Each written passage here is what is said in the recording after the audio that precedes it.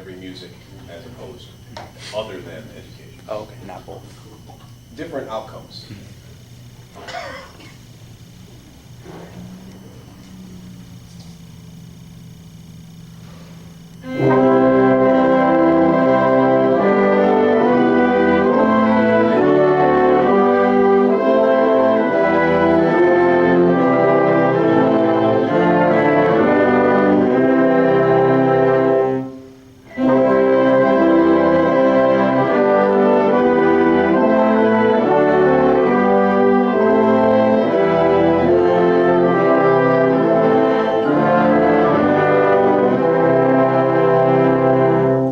Now, same for you. Did you get what you wanted to get musically? Not as much. I felt like I wasn't as clear as I could have been. That's a good thought. Hold on to that for the rest of your career. You know, I mean, seriously, we lose sight of that sometimes. You know that we always want to be asking ourselves if we can do better. You know, if we're I've been harping on the fact that this is one of those art forms that we're going to talk about your pinky, we're going to talk about your elbow, we're going to talk about your left hand. However, you can go anywhere and you can see examples of people. You know, again, tomorrow we get to see what Clevenger's going to do. He might hold the thing with different fingers in the wrong hand and wave his arms all over the place in a radical fashion, and nobody on campus is going to tell him to do anything differently. That's for sure. So the question would be, let's just play that out. What happens if Dale Clevenger comes to the orchestra tomorrow and he does all kinds of radical things that Dr. Block, Dr. Steele, and I would never teach? What is the indication of whether that's right or wrong? If the ensemble can tell what he's doing, or And what would be the manifestation of the ensemble can tell what he's doing? it sounds good. That's right. That's right. You know, at the end of the day, does it sound good? Does it sound the way you want it to sound? If the answer is yes, then you know you can't be doing something all that wrong. If the answer is no, try something else. You know, it's sometimes just that simple. If you're getting the sound, if you're not getting the sound that you want, try something else. Now, you gotta have a thinking brain with all this kind of stuff, you know. If Abigail's with her 5th grade strings and it doesn't sound beautiful, might not necessarily be her conducting. You know, it's the fact they're 5th grade strings. But we have a standard. We can be beautiful 5th grade strings. They're not beautiful ISU strings. But given a reasonable expectation, her 5th grade strings could be very, very good 5th grade strings. But you see my point. It's not going to be necessarily about her conducting. The conducting can influence it, but it's at another level. Okay? I wanted to mention to you too, Abigail was in an interesting position. Jillian's in the same position right now, where they're not quite sure that they're getting everything they're asking for.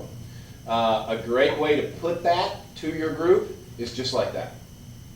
We skip a step as educators too often, where we stop and we say, 2nd clarinets play beat 3 heavier. 1st trombones play beat 1 louder. When we could show those things rather than say those things, right? So we skip a step with our groups, especially young groups, and they can do this. Say, folks, I tried to show you something. I don't think you caught it.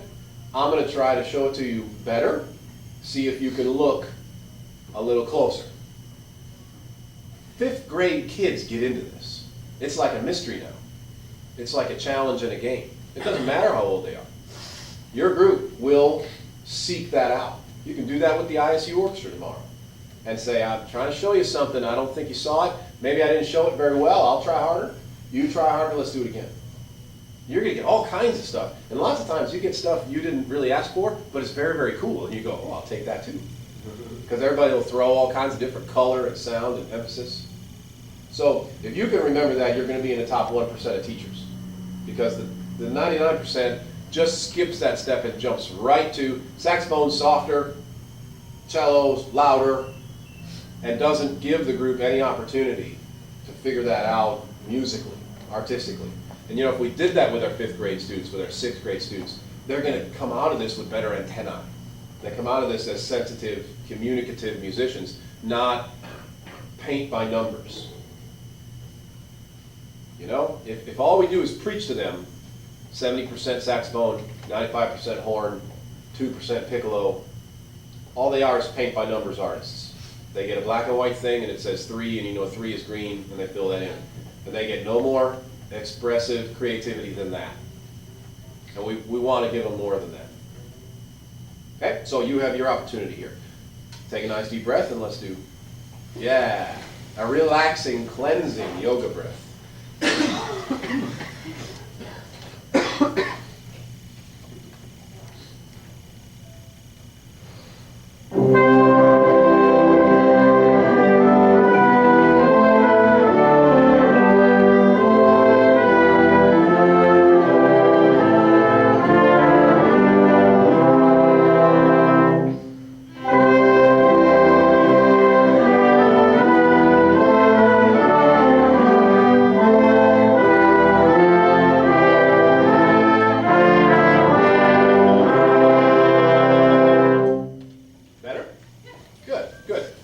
Accompany your prep gestures with breath.